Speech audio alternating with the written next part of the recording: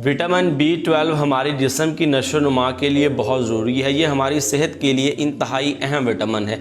ये हमारे जिस्म में खून बनाने में अहम किरदार अदा करता है।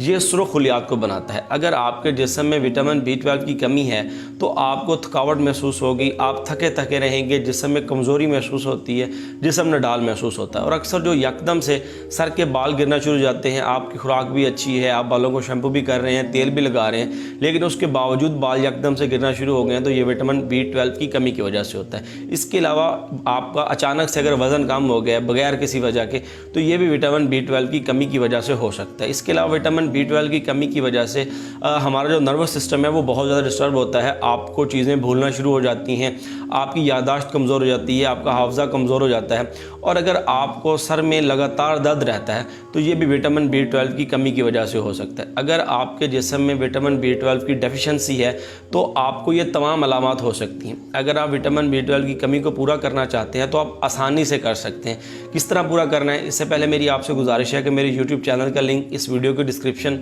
और पेज की बायो में मौजूद है। यूट्यूब चैनल को लाजमी सब्सक्राइब करें और वहाँ पर जो वीडियोज़ मौजूद हैं उनको ज़रूर देखें।